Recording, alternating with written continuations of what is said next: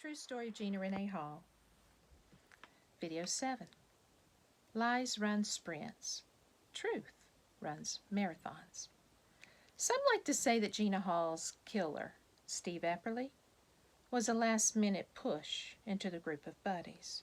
That King was really not a close friend of Epperly. That Epperly was an outsider not welcome and avoided by others. Of course, after Epperly was charged with murder, disassociation would be a natural human response. But let's look at some facts. King's stepfather testified that Epperly, his stepson's friend, had been visiting them at the lake for years, even before the lake house was built in 1974. So Epperly was indeed a very good friend of King. Some say best friends, Bill King and Steve Epperly. The night before Gina was murdered, Friday night, the two friends were out and about, and according to a female witness, she was waitressing, and she gave a police report where she said both participated in an uncomfortable encounter with her, referenced in that report, the night before Gina was murdered. In June 2019, I visited with Jan Fisher. He shared the same disassociation, that in 1980, before Gina, he really did not know the extent of Epperly's violence against women, adding he was not aware of Epperly's two 1976 rape charges. But then, about an hour later in that same conversation, during that same visit, Fisher told me how he would never forget his big brother coming home and telling about the girl whose hand Steve Epperly held onto the eye of a stove, the burner, when she refused to have sex with him. I remember in 1980 when that story was told to my father and I, when a letter was found in Epperly's bedroom written to him by that victim. Is that old saying true, that birds of a feather flock together? My opinion is that some of the feathers were the same and some were not. In The Web of Lies, A Day Made in Hell, I delve into the variations and everything that was said about what was seen and witnessed inside the Marriott by others. And I chose to base my opinions from the initial information gathered, the truth before the perceptions were influenced or changed or embellished. What does need to be emphasized again is that those three friends, they were not interviewed about the entire weekend's activities until the end of July. Fisher was interviewed twice, once early on because of his association to my family, which we just discussed in another video. Those two very different accounts. And Curtis was interviewed 3 times. First interview within a week given to Trooper Hall was one line. Curtis said, "I saw Gina Hall leave with Steve Epperly between midnight and 12:30 a.m. Then a second interview happened because Curtis's car caught on fire, so he was questioned about his car catching on fire, where he said, I wouldn't burn my car down for anybody, especially not Epperly." And lastly, the extensive interview, end of July, with Curtis, where he was the one who stated that he saw the female walk out and that Epperly and King walked out behind her. So I can't help but wonder, were they influenced? Later assumptions drawn on Curtis's part that they left together, on Fisher's part because he knew us? We'll delve into that a little bit more later. So all of 3 of the friends were not interviewed extensively until the end of July about the activity of that weekend. The Marriott, after the Marriott, the Sunday afternoon lake house Horseshoe Picnic, and the Barbell Club conversations. Why? Because the composed story by Epperly and King, and that Gina left willingly, that became the foundational theory. Let's begin at 11 p.m. at the Marriott. King and Epperly arrived at the Marriott at 11 p.m., and all of the guys agree, except Fisher, that everyone pulled into the parking lot exactly at the exact same time. The three, Curtis and Cochran, with Fisher driving, and the two, Epperly, riding with King, who King said they pulled right in beside Gina and parked. There is absolutely no doubt Fisher knew Gina and Gina knew Fisher. Interestingly, Fisher is the only one who, in his late July statement, does not include this parking lot arrival coincidence. Fisher states that they all met up inside of the Marriott, not in the parking lot. How can we know for sure what Gina had done before she left for the Marriott? Maybe arranged to meet others at the Marriott lounge? Knowing Gina, that's what she would have done. She would have made plans to meet different friends throughout the day. Time is missing between 9:50 p.m., when I know Gina left, and it doesn't take but a half an hour to get to the Marriott lounge at the most. Yet, the guys say Gina pulled in at 11 p.m. at the same time as they did. So if that is true, she must have stopped somewhere else. We always wondered if she went and picked up some friend or stopped by to see some friends. But we never knew for sure, so we could not say.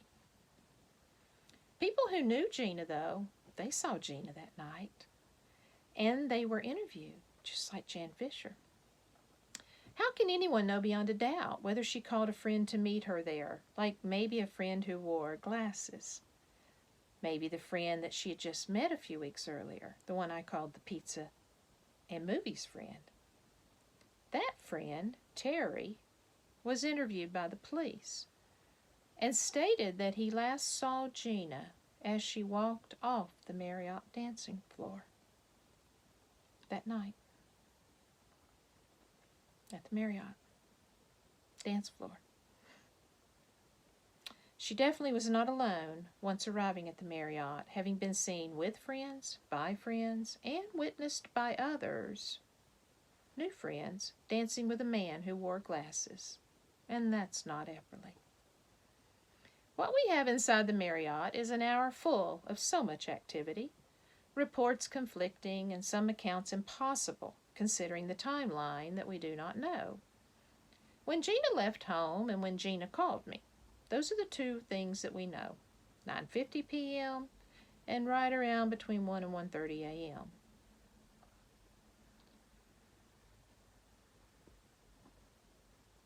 Just a little math with everyone's account taken into consideration says something does not add up.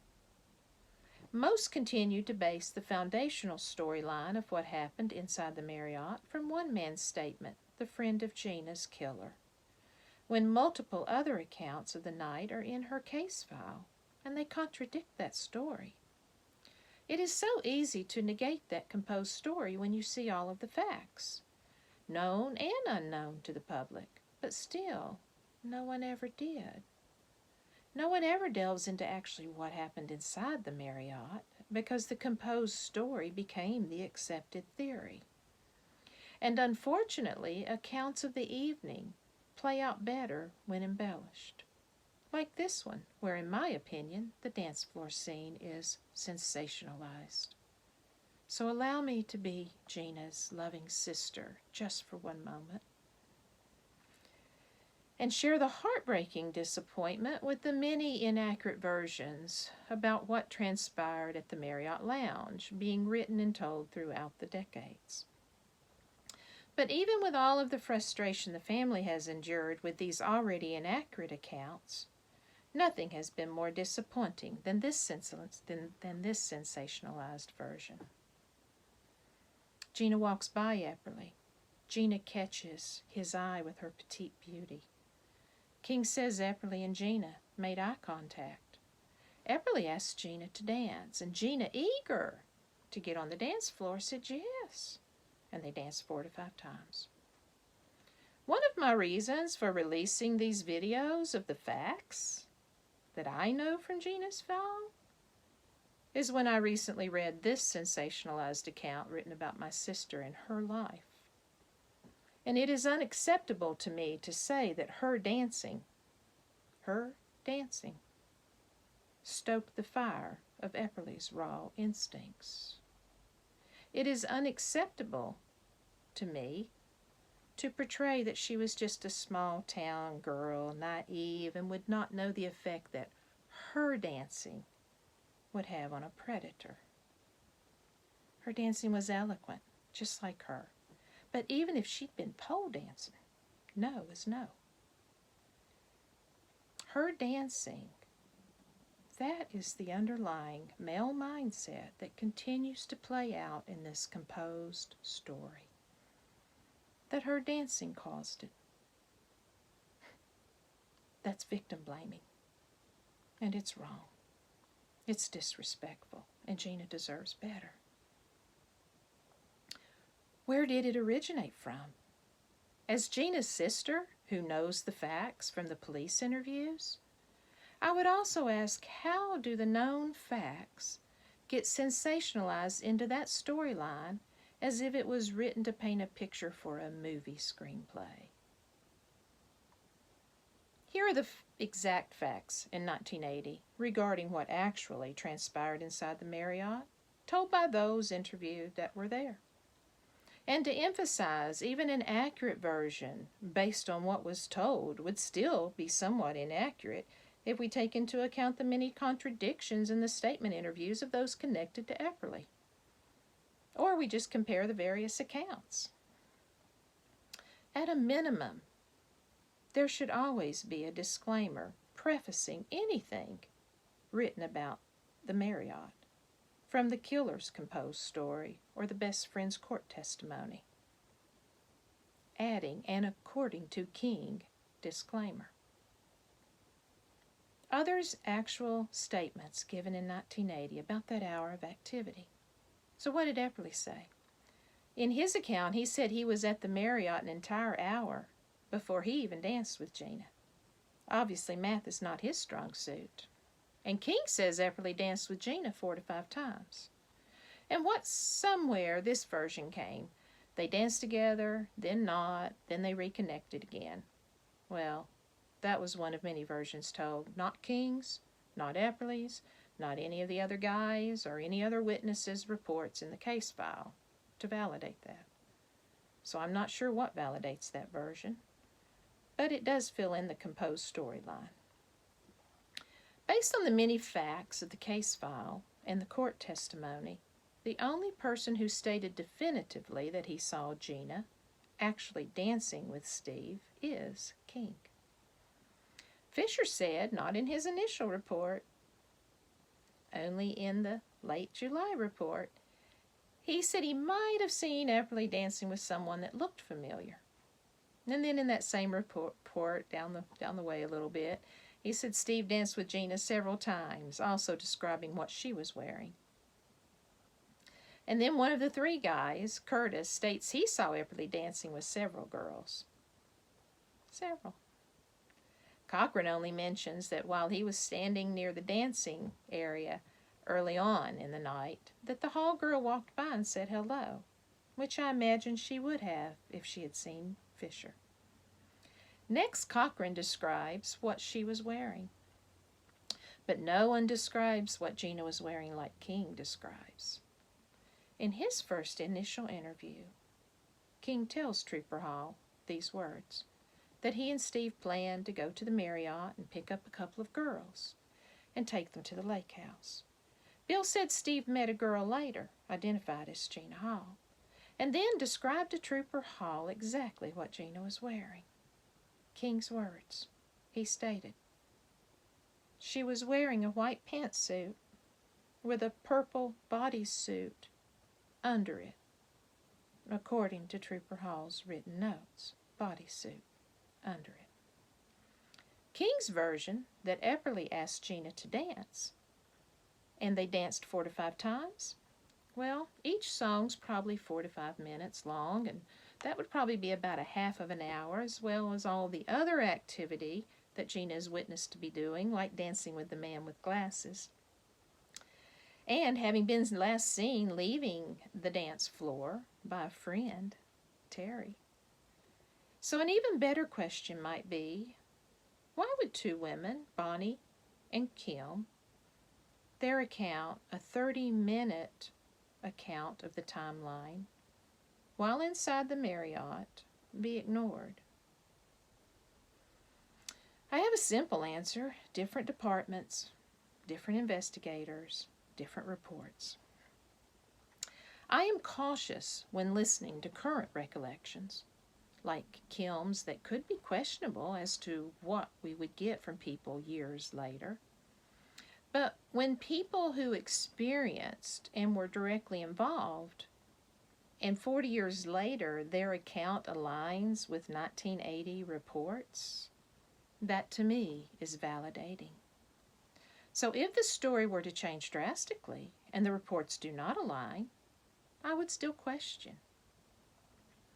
This is the account reported to police in 1980, the first week of Gina's disappearance. Gina leaving the dance floor to sit down at the nearest table with two women because a predator was harassing her on the dance floor accounts for about a half an hour off the timeline. This is not 40-year later gossip. These two girls went to the county sheriff's office and they made a report the moment that they saw Gina's missing person announcement. That is that sweet girl who came by our table Saturday night trying to get away from that man that was bothering her. So they went straight to the police.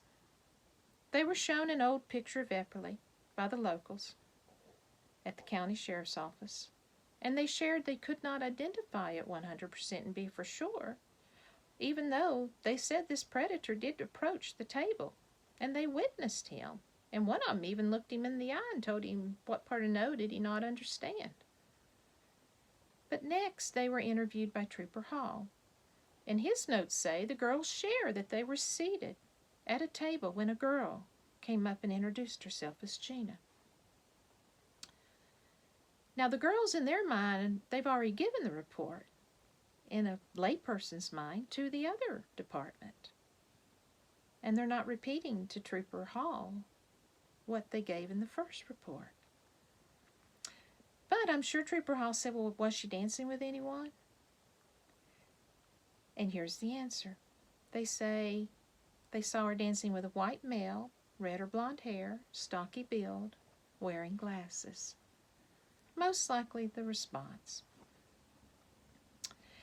And they had seen Gina dancing with that person before Gina sat down. They said they did not see her dance with anyone else besides the man wearing glasses. And when they left around midnight to 12:15, Gina was still there. When they later saw a current picture of Epperly, they recognized and identified Epperly as the man that had been bothering Gina, causing her to seek asylum at their table. The same man, Epperly, approached her again at their table, and that man was not wearing glasses. Something happened on that dance floor, and most likely someone saw something. And now, almost 40 years later, some of these Johnny-come-lately experts want to say that those girls just wanted to be part of the drama. Drama queens, seeking attention. Crazy women. You know, I saw the police reports. These were older working women, and they did what was right. They came forward immediately to tell what they saw. Not just what they saw, but what they experienced that night in the Marriott, becoming a part of that story. And that story never changed throughout the decades. A story that aligns with facts that are in the 1980 files, one full file report and a second telling what they experienced. Kim also shared with me in January 2019 when she told me I could record her, that she went to an attorney right before the trial to make sure something and someone knew that they had seen Epperly approach their table harassing Gina. And they posed this question: why are the newspapers saying that she left with somebody that we know bothered her? Good question.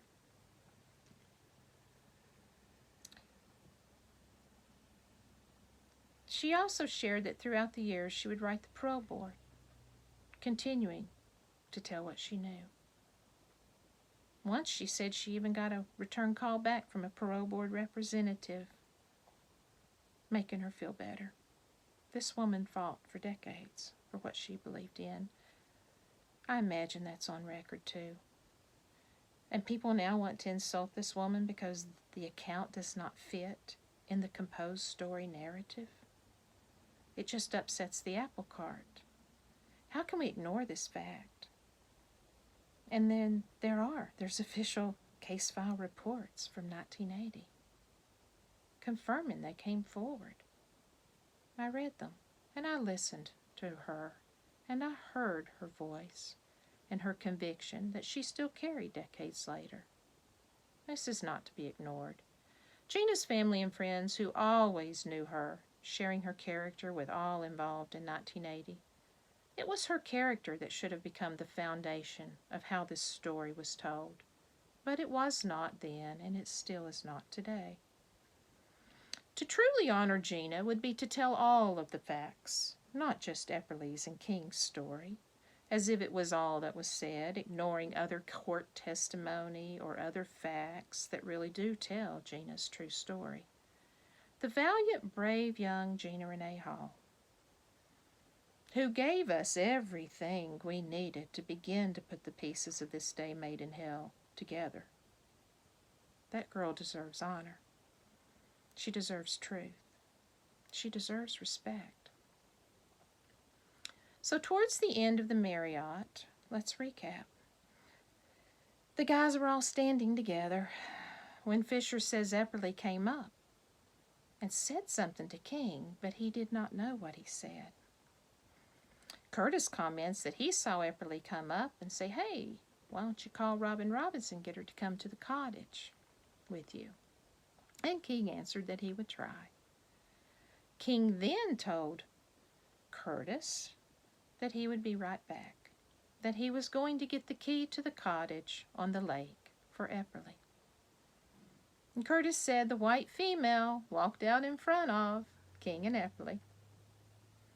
The going out to the parking lot key story begins. King's exact and only reason given for leaving the Marriott. Wonder what Epperly really whispered in King's ear.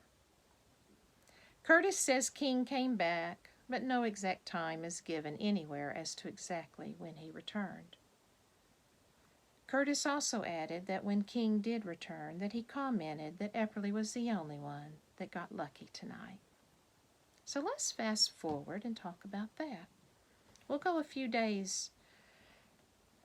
hours in the day made in hell up to noon on that Sunday. But before, according to Trooper Hall's notes, I called the police at 9 a.m. And I knew it was early that morning when I was told I had to wait 24 hours to report Gina as missing. So I began calling, including my desperate call to Fisher's mom.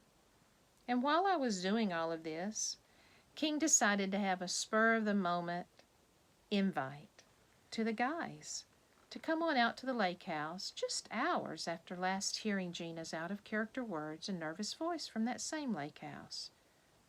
A few hours after these 28-year-old men, or so, give or take a few years, all came home from partying all night long.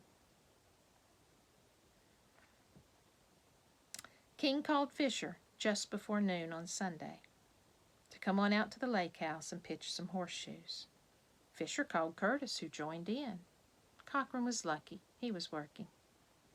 Why an impromptu call for the same guys to come over after being out all night together and not getting home until 4 a.m.?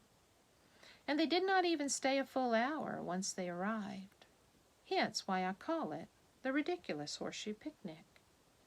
Maybe an event orchestrated in order to begin playing a game of chess. According to Fisher and Curtis and King's statement, the conversation, while pitching horseshoes, revolved around the Marriott and the girl. Remember, Curtis said King came back to the Marriott and said to him, "Steve is the only one that did any good." So just a few hours later, at the horseshoe gathering, Curtis asked Epperly, "How'd you do with the girl last night?" Epperly answered Curtis, Well, I went swimming, but she wouldn't. Curtis then asked Epperly point blank, what was her name? Epperly answered he did not know her name, but that she was from Coburn. Then Curtis said Fisher joined in and asked Epperly, was her last name Hall? Because he had heard Coburn, and he had seen Gina at the Marriott, and he knew us, and that we were from Coburn. Epperly said, I don't know. So according to everyone, Epperly said he did not know the girl's name on Sunday. Fisher told police later that he knew right then that she was my sister because he heard Coburn and he had seen Gina at the Marriott. This may be when his assumptions began to form. The perception. The short horseshoe gathering ended as quickly as it began, lasting only about 45 minutes. The two buddies, Fisher and Curtis, left the lake house around 2 p.m., and as they drove by the trestle on Hazel Hollow Road, according to a police interview, Fisher said he said to himself, that looks like Delana's car sitting there by the side of the road. The next day, Monday morning, Fisher says he heard on the radio that Gina was missing. Fisher would have passed the car twice on the way to and from the lake house horseshoe gathering. To note, we do not find our abandoned car until afternoon on Monday, and I do not know when Fisher's mother told him about my phone call naming Steve. But we know for sure that he did know.